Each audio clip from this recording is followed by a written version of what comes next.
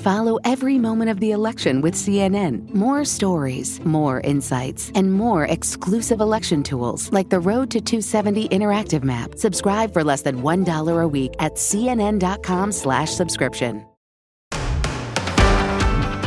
It's Monday, October 14th. Right now on CNN This Morning, the final 3 weeks, Kamala Harris, Donald Trump locked in a dead heat. Millions of votes already cast. Plus, I'm aware of the gender gap. I see the polling that everybody else does. the gender divide, how both campaigns are looking to close the gap between men and women in the final stretch. And then, I think the bigger problem is the enemy from within. It should be very easily handled by, if necessary, by National Guard, or if really necessary, by the military. the enemy from within. Donald Trump with some of his darkest language yet about his political foes. And stepping in, the U.S. deploys advanced weapons and troops to help the threat that Israel faces from Iran.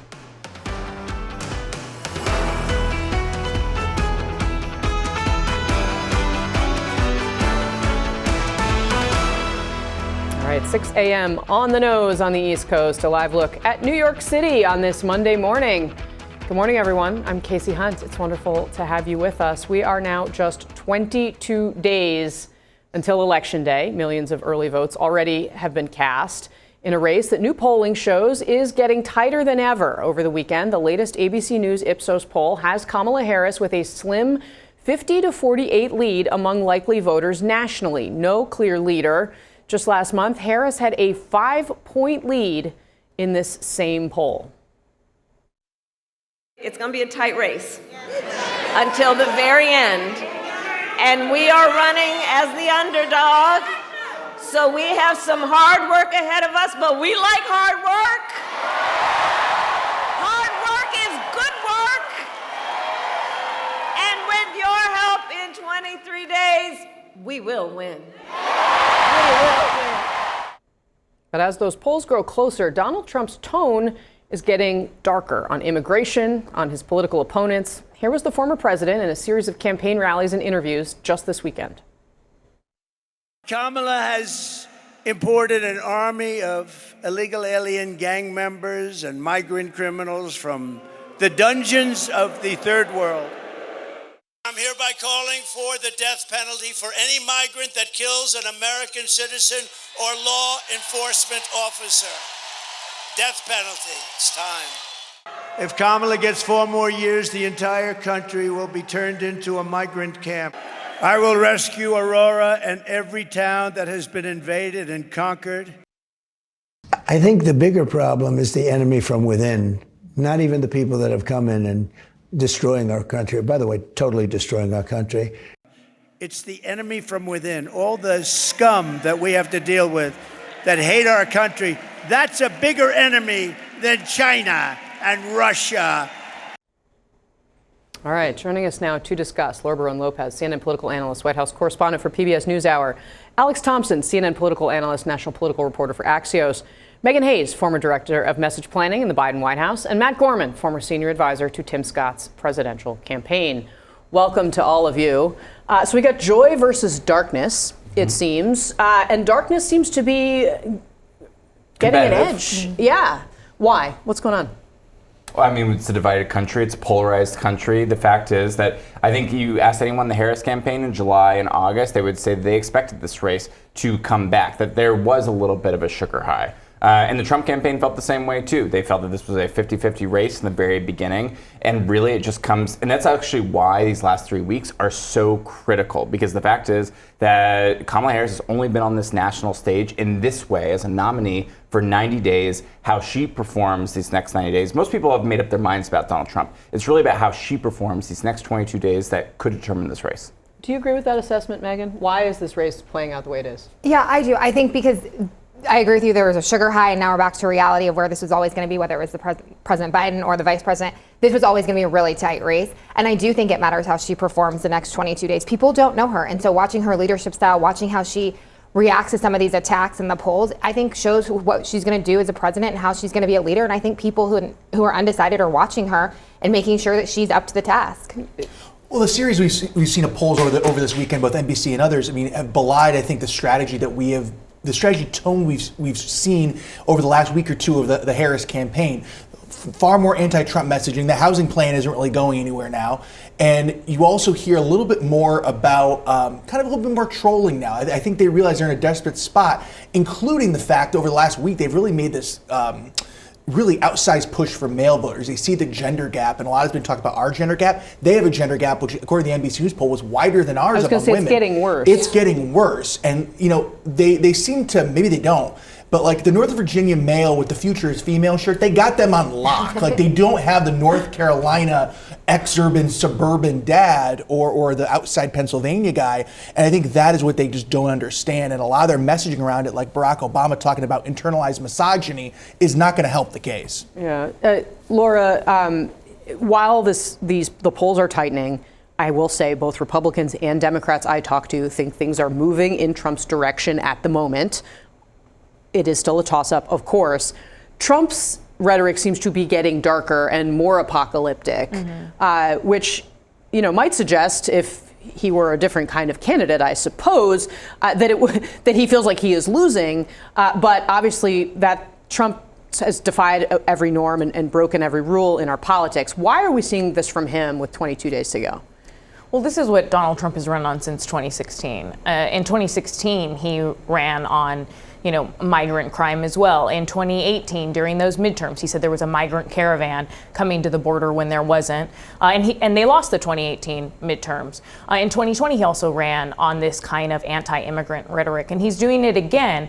It has gotten worse the closer he gets to November, and I think that, you know, he and his campaign are also, part of it is strategy in trying to convince the American public and trying to convince his base that eventually if he gets into office, then they shouldn't be surprised by what he does. He's saying out loud that he wants to potentially use the National Guard, that he wants to conduct mass deportations, that he may very well even use the National Guard against American citizens. So the American public shouldn't be surprised if he and Stephen Miller end up pursuing that. On the race tight, you know, the race being tight, it was always going to be tight. And yes, maybe right now it looks like it's leaning a little bit towards Trump, but there's some recent polling that I think is striking in terms of Harris is still ahead of Trump when it comes to when voters are asked, who do you think cares about you the most? They say her. Which I think is interesting. And also, I was just in Arizona and Nevada, and there are a number of Republican women that I spoke to, lifelong Republicans, who said they're not voting for Trump this time around. And a lot of that has to do with abortion, a lot of it has to do with his character. And so economy and immigration may rate high on, you know, when you're asking for head-to-head polls, but a lot of times when you talk to voters, they make their decision based on character. Yeah, well, but I mean, this is what you're talking about, right, Matt? That the Democrats have women. I mean, look, it's going to come down to if Republicans win men by more than they lose women, or if the Democrats do the opposite. That's the ball game. Like, that is the ball game right now, and I think Democrats are waking up to the fact that they have a serious problem with men. Candidly, we've known it for years, right? Like, ever since Roe was overturned, we know, and we've seen it in 22 and on, that we have work to do with women. And now I think Democrats are waking up to the same, and it's been a cultural thing that's been in the works for a while now. Well, and Trump knows he has a problem too, because he's going to do a town hall with Fox News with an all-female audience recently. You also just see the contortions in J.D. Vance's interview. You played a clip of it earlier of how he's trying to talk about abortion rights and try to sort of get out of the fact of their past positions and the fact that they appointed the judges that overturned Roe v. Wade. Matt, do you think that the situation with men, is it because Harris's team is doing a poor job? You gave some examples of how you think that they're not doing a good job of talking to men, or is it because Trump has played into that more? I mean, they have clearly are running a strategy aimed at jacking this up. It's both. I mean, just I think it's the opposite of with Democrats too. Like, Democrats have played into it well with women, and we have had some ham-headed messages on it. I think the same thing has happened here. It's been a cultural thing that's happened over the course of years that they haven't seen for a while. And candidly, Trump has done a good job of doing things that are authentic to him, but appeals to a male audience. The key is being authentic to yourself and not when doing it. Yeah, interesting. All right, still ahead here on CNN this morning. The U.S. lending even more support to Israel after recent attacks from Hezbollah. This time, not just weapons, the U.S. personnel now headed to the Middle East will explain. Plus, Tensions building, why the Harris campaign isn't happy with some recent moves by President Biden and his staff. That's Alex Thompson's reporting. We'll walk through it. And as we were just discussing, men versus women, we're going to dig further into the gender gap in this election, how each campaign trying to chip away at the other's advantage. I'm aware of the gender gap. I see the polling that everybody else does. I also think there's some evidence that we've made some progress in the last few weeks.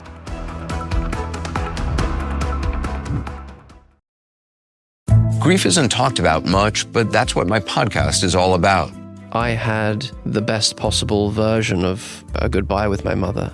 This is All There Is, Season 3, with my guest, actor Andrew Garfield. In 2019, Andrew's mom, Lynn Garfield, died after a struggle with pancreatic cancer. Without the ending that I had, I'm not sure if I'd be able to eloquently talk about it, to be honest. Listen to All There Is with Anderson Cooper, wherever you get your podcasts. Do you want to reconsider dropping out of the race? I'm back in. President Joe Biden making a surprise visit to the White House briefing room earlier this month for the first time as commander-in-chief. The impromptu press conference happening just as Kamala Harris was set to start a campaign event in Michigan. News networks opting to cover Biden, the sitting president, instead. Now, new Axios reporting the relationship between these two camps, Harris and Biden, has been a little bit tense recently. Friend of the show, Alex Thompson, in his latest piece, found frustration from Harris's team. The top White House aides aren't coordinating Biden's messaging and schedule closely enough with what's best for the vice president's campaign. Biden's team, Alex reports, wants Harris to win the election. Oh, that's good. But many senior Biden aides remain wounded by the president being pushed out of his re-election bid. A close Harris ally tells Axios the president's team is, quote, too much in their feelings, end quote. Panel is back. Alex, somebody should call Nancy Pelosi and ask her what she thinks about people and their feelings and winning elections and what goes in what order. But that aside, what more did you learn about how this is manifesting itself? Because, again, this is one of those things. They should know that Harris is about to take the stage. She's running for president. Instead, they send the president out to the podium. What else do you know? The president is not used to being in a supporting role. And he's definitely not used to being in a supporting role in an election that he intended to be running in. And that's what's really happening here. There's not sort of a deliberate sabotage here, and that's why they said they're in their feelings. The fact is, like, Joe Biden is an emotional person, and that really trickles down to the staff, too. They are wounded. They feel, in some ways betrayed by their close allies. And the fact is that the Harris team is sort of very gently tiptoeing around all of those feelings, and also at the same time being like, come on, like, we got 22 days. The other example of that was right after Kamala Harris tried to do this whole thing of picking a fight with DeSantis about, will you take my call, will you not take my call? The next day on camera, Joe Biden was like, DeSantis is doing a great job. And you can almost see Harris herself tiptoeing around Biden's feelings, like the answer that she gave on The View that the Trump team seized on, where they're like, well, what would you do differently from Biden? And she's like, well, nothing comes to mind. Megan, take us inside. You were there. I think that some of the people have left, like Anita Dunn has left the White House, and she was the main person around comms, driving messaging, and would be more tracking some of that timing. I don't think it's intentional. I do think they're a little bit oblivious sometimes to her being on stage somewhere or out. I agree with you. They're probably in their feelings more. This is coming to an end for a lot of their careers as well, not just the president. A lot of people are, they're old and they've worked for 5 times in the White House. This is probably the last time they're going to do that. But I don't think it's intentional. I don't think the president for sure wants the vice president to win. He has been extremely vocal about that privately and publicly. So I don't necessarily think it's him trickling down or sending a message to everyone. I think some of this is a little bit unintentional and not as strategic as we might think it looks from the outside. Well, it's always a mistake to forget that people running these campaigns are human beings, yes, and that matters a lot. And also that the tone is always set. I am continually struck by this. I think it's really true, especially on presidential campaigns, the White House as well, but it's set by the top, right? It is the person at the top manifested in a group of people below them. And of course, it's been a very difficult, you could see Biden kind of be, I'm back in, like he really actually wants to be. Okay, still ahead here on CNN this morning, another first for Elon Musk and SpaceX. We'll show you what a SpaceX rocket pulled off during a launch over the weekend, one of 5 things you have to see this morning. Plus, a cutting-edge American missile defense system for Israel. The U.S. also deploying troops to operate it. All right, 20 minutes past the hour. 5 things you have to see this morning. SpaceX's Starship rocket completing its 5th test flight in dramatic fashion this weekend. The rocket booster, along with the spacecraft, launched early Sunday from Boca Chica, Texas. And check this out. For the first time, SpaceX returned the booster back to the launch tower, catching it, look at this, out of the air with 2 giant mechanical arms that they call chopsticks. That's insane. All right. Now this, a hot air balloon blamed for taking down a radio tower in New Mexico. Local fire officials say a hot air balloon seen here on nearby security camera footage flew into the tower and just kept on flying.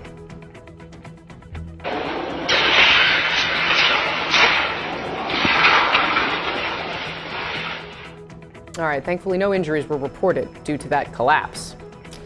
An inferno destroying a historic church in Chile. The San Francisco church was one of the oldest Catholic churches in the country until Friday's fire. Fortunately, no injuries were reported. The cause of the blaze now under investigation. Tampa police rescuing a man after his truck became trapped in floodwaters from Hurricane Milton. Officers were delivering food and water to residents in the area when they got the call for help. Fortunately, they were able to pull the man to safety. And then there's this. Oh my God. Apparently humans not the only ones needing rescue. People in Lithia, Florida, wrangling a pig that had escaped and was wandering near a gas station.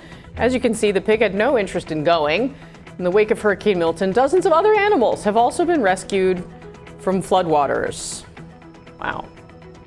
All right, time now for weather. Time to finally get out those jackets. Much cooler temperatures are on the way. Let's get to our meteorologist, the weatherman, Derek Van Dam. Derek, good morning. What should people be prepared for? Well, okay, how about the first flakes of the season? This snowboarder is happy to see the snow finally showing up on radar. And you can see it, Mother Nature giving us this little hint, this tease that winter is coming. But we'll settle into fall first, right? But I just want to highlight this because the White Mountains into the Adirondacks of northern New York, well, yeah, you could get a coating of fresh snow, maybe a couple of inches above 1,000 feet. That's what our computer models are telling us, and that's what some of the observations on the ground. Most of this is rain at the lowest elevations, but a cold rain. And speaking of cold, look just how much of central portions of the country will be impacted by this cold snap that is on its way. It's all thanks to this cold front. It's going to dramatically drop our temperatures compared to what we experienced this weekend. So the first parts of this work week are going to feel very different to what the weekend felt like here in Atlanta. This is a prime example. Yesterday it was 84. It'll be 70 degrees today. Significant drop in temperatures in places like Little Rock northward. And D.C., where Casey's located, a snap of cold weather for you as well. So it was 80 yesterday. We'll drop 23 degrees for your high temperature tomorrow. That's when the real cool weather sets in, upper 50s for your afternoon highs. And you know what? Florida, the Sunshine State, they're not out of they're not protected from, this should say, the cool weather. You're actually going to see temperatures drop to around lower 70s for Orlando, for example. So cool weather dominating this forecast for the eastern half of the country. Casey, enjoy. All right, thank you, Derek Van Dam, for us this morning. Derek, we'll see you tomorrow. And still coming up here after the break, as Israel fights wars on multiple fronts, the United States set to deliver a new highly advanced missile defense system. It will also mean sending more American troops into the region. Plus, Donald Trump on the trail using this unsettling term to describe fellow Americans. It's the enemy from within, all the scum that we have to deal with that hate our country. That's a bigger enemy than China and Russia.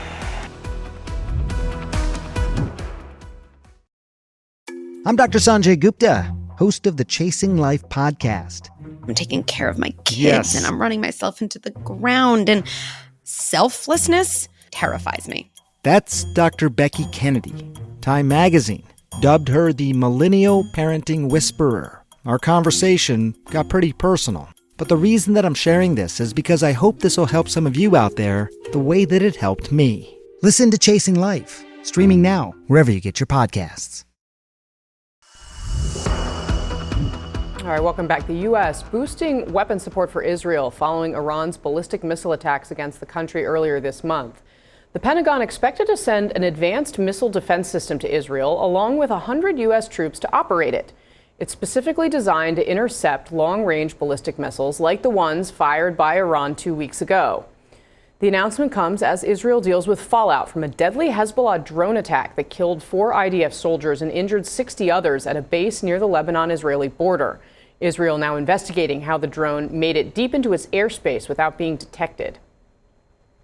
We will learn from and investigate the incident, how a UAV entered without an alert at the base. The threat of UAVs is a threat we are dealing with since the beginning of the war. We need an improvement to our defense. Joining us now with more from Jerusalem is CNN international correspondent Jeremy Diamond. Jeremy, good morning to you. What is the latest on the deployment of this defense system? Well, Casey, the U.S. is set to deploy this THAAD, very sophisticated defense system to Israel with about 100 U.S. troops. The United States says that it is to supplement Israel's air defenses following Iran's ballistic missile attack against Israel. And of course, it comes at a critical time as the United States and Israel have been consulting closely over the planning for Israel's retaliation against Iran, which we have been told is indeed going to come. It is merely a question of what the scope of that response actually is. Now, as all of this is happening, the United States, as it is sending the THAAD system, appears to have reached somewhat of an understanding with Israel concerning continued strikes against the Lebanese capital of Beirut. We haven't seen any Israeli strikes in Beirut since Thursday, when we saw that very deadly strike that killed at least 22 people in the Lebanese capital. One source familiar with the matter telling us that indeed the deployment of that system is part of this understanding that appears to want to stop or at least limit Israeli strikes in the Lebanese capital. But something major did happen overnight that may change that calculus for the Israeli government, and that is one of the deadliest attacks on Israeli soil since the beginning of this war, carried out by Hezbollah using a drone that struck an Israeli military training base near the Israeli town of Binyamina, some 40 miles away from the Lebanese border. 4 Israeli soldiers were killed. At least 60 other soldiers were injured in this attack, including 8 of them with serious injuries. The Israeli military says that it is investigating this incident because, notably, while Israeli air defenses do tend to intercept rockets and drones, although drones less so perhaps than rockets, in this case there were not even any warning sirens for that drone that appears to have struck this training base. Hezbollah, for its part, said that it was able to evade Israeli air defenses by firing rockets at the same time as it fired several drones, at least one of which struck this training base in Binyamina. We've seen a host of top Israeli officials, including the chief of staff of the Israeli military, visiting that training base today, a sign of just how significant this event is, and one, of course, that could have repercussions for the Israeli campaign against Hezbollah in Lebanon. Indeed. All right, Jeremy Diamond for us in Jerusalem. Jeremy, thank you very much for that report. All right, we're going to turn back now to the 2024 campaign. Kamala Harris is warning voters about a new phrase Donald Trump has been using to describe some of his fellow Americans. It's the enemy from within, all the scum that we have to deal with that hate our country. That's a bigger enemy than China and Russia. The enemy within. Trump used the phrase again in an interview with Fox News yesterday when he was asked whether he expects chaos on Election Day from outside agitators. I think the bigger problem is the enemy from within, not even the people that have come in and destroying our country. By the way, totally destroying our country. The towns, the villages, they're being inundated. But I don't think they're the problem in terms of Election Day. I think the bigger problem are the people from within. We have some very bad people. We have some sick people, radical left lunatics. It should be very easily handled by, if necessary, by National Guard, or if really necessary, by the military. All right, our panel is back. Matt Gorman, he's saying that these people should be handled by the National Guard or the military. I think we've learned a lot about whether or not we should believe Trump when he says things, which is to say he is to be believed. We're at the point where he's saying, I'm going to use the National Guard and the military to take my political enemies out of the country? I didn't take it like that, because I watched the clip, and they also referenced Biden's comments about Biden worrying it not be a peaceful transfer of power. And earlier in the clip, Trump referenced that too. The way I took it was that obviously, as we know, there were riots in the wake of 2020. There was also riots on Inauguration Day, much smaller scale in D.C. in 2017. I took it as National Guard and military putting those down and controlling those, which I'm totally fine with. I wish that would have been happened on January 6th. That's how I took it, because the clip was a little broader in terms of post-election day and referencing Biden's comments on that. Is that how you took it? No. And I think that's funny to watch the Trump surrogates twist themselves into pretzels. I'm not talking about you specifically, but we're going to watch them all twist themselves and say a version of what you're saying. I think people know what his character is, and this is to be expected. I don't think he's saying anything that he doesn't believe to be true and that he wouldn't actually do if he could do it. I think here, the facts are that Donald Trump and one of his closest advisors, Stephen Miller, have made clear over the course of months, if not this entire year. They have said that whenever Donald Trump sees fit, he will invoke the Insurrection Act and use National Guard and use military to go into American cities, not just to potentially round up migrants, but to crack down on American citizens. And there is no, the Insurrection Act, I've talked to legal experts and military experts about this, the president can use it at his own discretion, his or her own discretion. They can decide when a situation they think warrants it. And so there's no real safeguard or accountability for the president to be able to use that power, which is why there's a big concern. I think when we also talk about what Donald Trump is saying in terms of how he would use this presidential power, we should also think about what Mark Milley recently was found to be saying in Bob Woodward's book, which is that he considers the former president a fascist who has authoritarian leanings, who is someone that will totally disregard the rule of law when it comes to using the military or the National Guard against American citizens or migrants. Well, I will say, Alex, when you look at what the Harris campaign is doing lately, if you watch, and again, it's always important to pay attention to what a campaign's actually spending money behind, they're doing negative ads on this. Absolutely, and that's a big shift from what they were doing in August, which was really biographical, pro-Kamala Harris ads. They are now actually back to where the Joe Biden campaign was back in June, which is very much focusing on Donald Trump's conduct, on just making this election a referendum on Trump. One extra thing I will add is I can tell you, people in the Harris campaign inside the Biden White House do actually have legitimate private fears of a Trump Justice Department going after them. If Trump were to win, there's a feeling that even if no charges come, that a lot of people are like looking at their bank accounts, being like, can I afford a big lawyer? There are some Republicans who also are afraid of that, by the way, like Republicans who have now endorsed Harris that are worried that if Trump were to win, he would potentially go after them. Yeah, J.D. Vance was out on the Sunday shows kind of trying to explain all of this. I mean, as he has found himself in this position. But here's what he tried to say about whether or not Donald Trump would prosecute his political opponents if he's reelected. Watch. Would Donald Trump go after his political opponents? He suggested that in the past. Martha, he was president for 4 years, and he didn't go after his political opponents. You know who did go after her political opponents? Kamala Harris, who has tried to arrest everything from pro-life activists to her political opponents. He said those people who cheated will be prosecuted as a weapon against people. Well, he said that people who violated our election laws will be prosecuted. I think that's the administration of law. He didn't say people are going to go to jail because they disagree with me. That has, in fact, been the administration and the policy of Kamala Harris, Martha. So, of course, he said there, Alex, that Trump was president for 4 years. He didn't go after his political opponents. The reporting that we know now from these books is that, well, it wasn't for lack of trying. It was because there were people in his government who said, you can't do that. That's absolutely right. And it's completely ahistorical what he is saying. There's been tremendous amounts of reporting, not just in books. The New York Times had a piece also very recently that really went through. Also, you can just look at his Twitter feed from back then when he was calling on Jeff Sessions to prosecute X person, Y person, etc. So, it just is not, I understand he's trying to do a political answer, but it's just not historically right. Okay, there we have it. All right, when it comes to Harris and Donald Trump, it's men versus women in more ways than one. Up next, we're going to look at how this widening gender gap is going to impact the presidential race. Plus, the federal government forced to pause some of its storm recovery operations due to reports that an armed militia was threatening aid workers. We'll dig into the latest details on that when we return.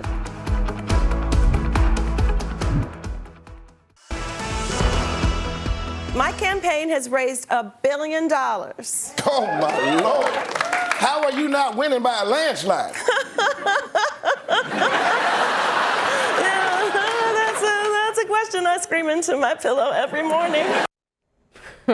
Kamala Harris still hoping to shake things up in the waning weeks of this election. Her latest strategy is releasing details from her medical history in an attempt to bring renewed scrutiny to the health of her opponent. Harris's physician, in a letter this weekend, says Harris, who's 59 years old, is in, quote, excellent health, only suffering from mild seasonal allergies and slight nearsightedness. I mean, who among us? Harris also levying an attack against Trump, now the oldest presidential nominee in American history. At 78 years old, that just 3 months ago he himself may have used against Joe Biden. Only focused on himself. And he's not, but here's the thing, North Carolina, and he's not being transparent with the voters. He's not being transparent. So check this out. He refuses to release his medical records. And joining us now, former advisor to George W. Bush and John McCain, Mark McKinnon. He is also the creator of Paramount's The Circus. Mark, if it's Monday, you're here with us. I'm so grateful to have you. Let's talk about this strategy from Harris to try to refocus on this. I mean, you've heard people like Chris Christie, for example, has been out there saying Donald Trump is not as strong of a candidate and as strong of a place now as he was in 2016. But will it work? Does it matter? Well, good morning, Casey. Yeah, it does matter. I mean, that was Biden's problem, obviously. You can't be 66 in America and be a park ranger or a pilot, but you can run for president. And it's good for Harris to remind that the health records is a good reminder that Donald Trump is is basically the same age as Biden was, and people were really concerned about Biden. So they have reason to be concerned about Trump as well. So I think it's a good strategy. And by the way, I think that while panic may not be justified, panic's a good thing. I want my voters to be panicked in the last days of an election. I don't want them to be overconfident. You want them freaked out, and that's a good thing. Mark, speaking of panic among Democrats, I mean, the polling out over the weekend shows the race tightening, right? Both ABC and NBC showed movement from their September surveys that pulls these two closer together. I certainly am hearing from both Democrats and Republicans. People seem to think that Trump has the edge right now. I'm interested to know what you're hearing on that score and why you think the race is where it is right now. Always thought it'd be tight, always thought it'd be close, and I'd still rather be her than him. Listen, Kamala Harris still has more upside. Trump has a ceiling. Even though he's bumping up against that ceiling, it's still a ceiling. It's just, she has more voters to get. And here's a number that I really focus on, Casey, and that is that when it was Trump v. Biden, Trump was winning new voters by +10. Harris is now winning new voters by +13.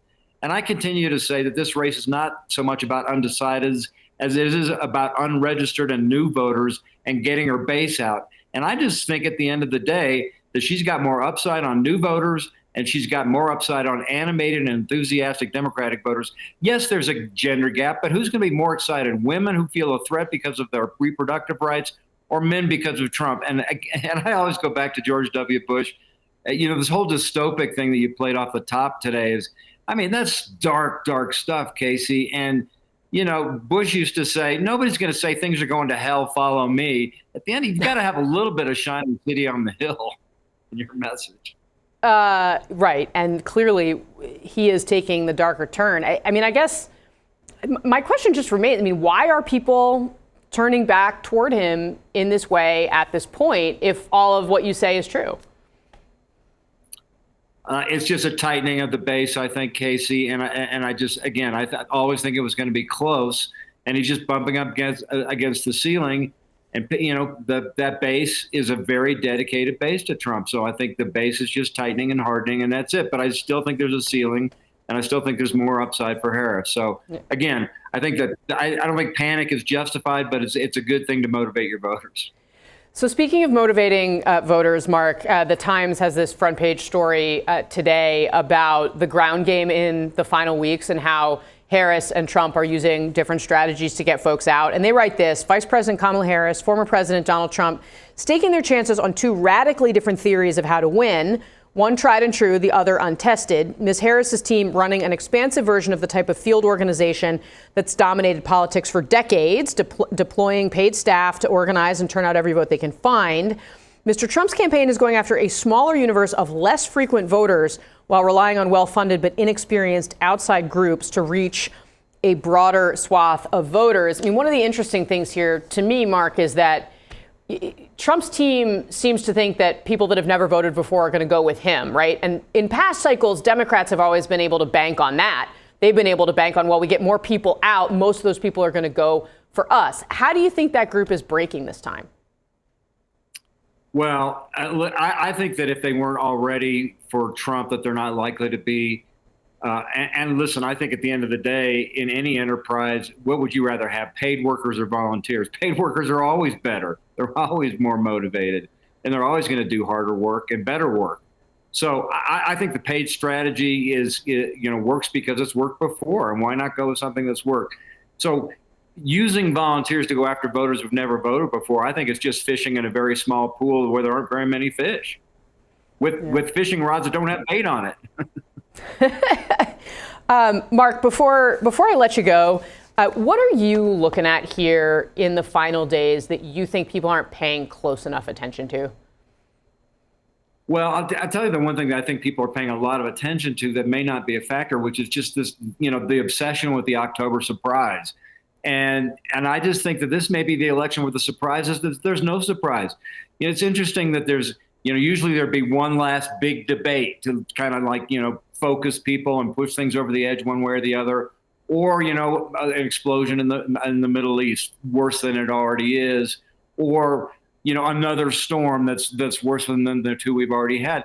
Those may not happen. And so it may just simply come down to the mechanics that you're talking about right now, like the voter turnout. It all comes out, and turnout is the most cliched phrase ever in politics. But yes, in this case, this election, it may be the one that's really true. I mean, is it possible, Mark, that we're just now incapable of being surprised anymore? Well, that's true. Listen, after 8 years of doing the circus, every week it's just like, oh my God, I can't believe it. One more thing. They would have thrown us out of the room if we pitched that as fiction. So, yeah, you're right. I mean, we already got a new top of the ticket. I can't be surprised anymore. That's it. That's kind of where I am. Yeah. Mark McKinnon, always grateful to have you, sir. Thank you so much for being here. Thanks, Stacey. Kick it. All right. 52 minutes past the hour. Here's your morning roundup. Police in California arresting an armed man near a Trump rally. Authorities say the man allegedly had a shotgun, a handgun, a high-capacity magazine, and multiple passports with him in his car. Two federal officials tell CNN there's no evidence the man was attempting to assassinate the former president. Michigan's Democratic Governor Gretchen Whitmer is apologizing for this now viral video. In it, Whitmer, wearing that Harris Walls camo hat, feeds a Dorito to a podcaster. This is a recreation of a TikTok trend. The governor said it was meant to promote the bipartisan CHIPS Act, which provides funding for microchip manufacturing in the U.S. But a group representing Catholic bishops claimed it mocked the sacrament of communion. In a statement, Whitmer said that was not her intention. Let me just leave TikTok for the kids, y'all. All right, FEMA forced to pause its aid operations in some areas of North Carolina over the weekend due to reports of threats against its workers.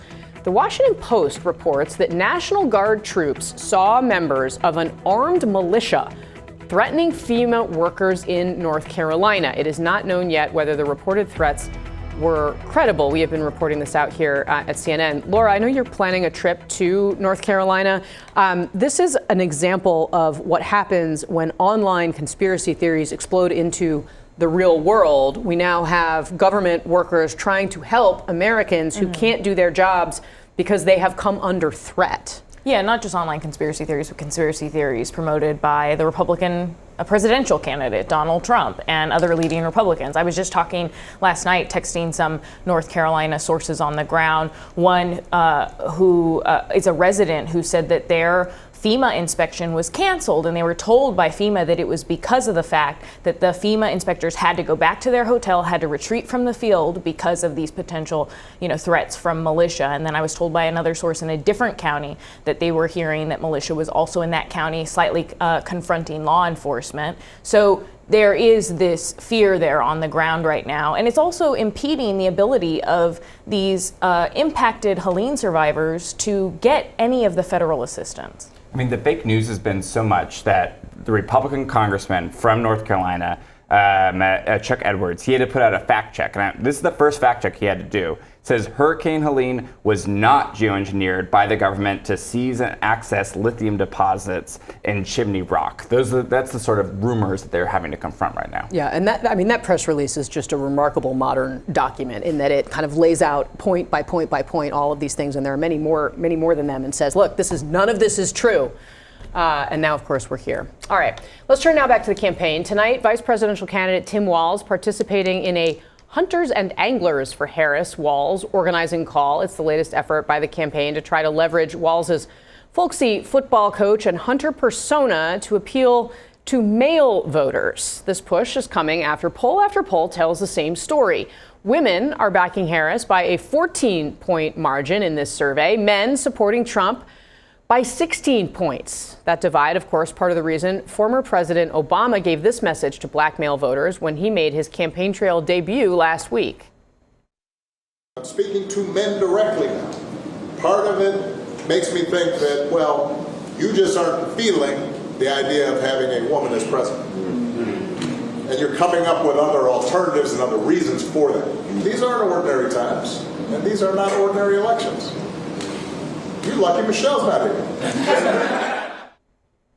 The Trump ticket acknowledging the widening gender gap over the weekend, making this pitch to female voters. I'm aware of the gender gap. I see the polling that everybody else does. I also think there's some evidence that we've made some progress in the last few weeks. I think two issues in particular where I just make my pitch directly to women voters, Shannon, is number one, on public safety. Don't we want our communities to not have these criminal gangs like we see in Aurora, Colorado, running rampage? The final point I'd make, Shannon, is that inflation often hits young women and women harder than other groups. We know that women sometimes are the ones who see the effects of these higher rents, higher grocery prices, higher electric and utility bills, because they're the ones who are often, administering things. All right, panel is back. Matt Gorman, we've been having a really interesting conversation about this, honestly, all morning. We started kind of the show on this. I want to play this Harris ad that is basically titled Man Enough. Let's watch it. We'll talk about it. I'm a man. I'm a man. I'm a man. And I'm man enough. I'm man enough to enjoy a barrel-proof bourbon. Neat. Man enough to cook my steak rare. I ain't afraid of bears. That's what bear hugs are for.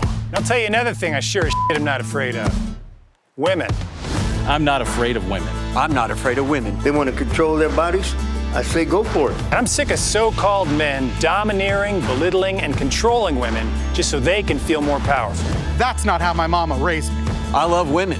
I love women who support their families. Women who decide not to have families. Women who take charge. And I'm man enough to help them win. I thought it was a fake until Jacob Reed, who did that ad, was interviewed on CNN. I'm like, oh wow, this guy's real.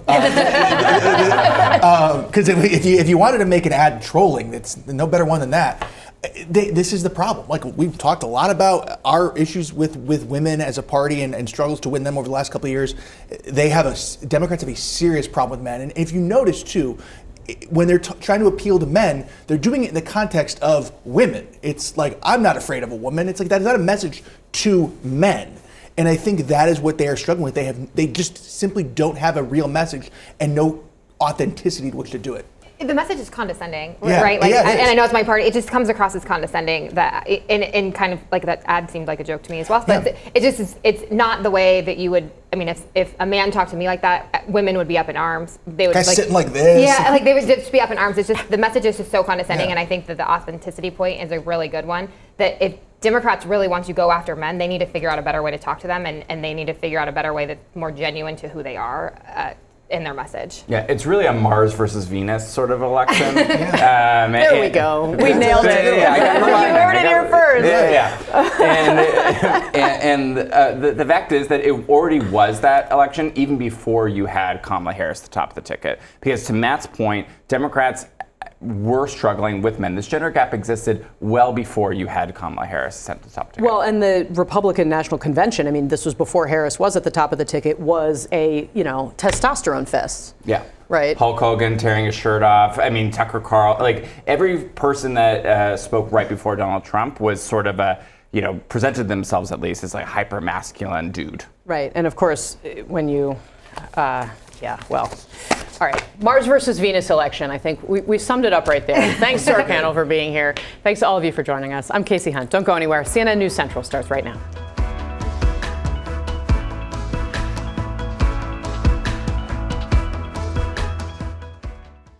Don't let CNN's John King have all the fun.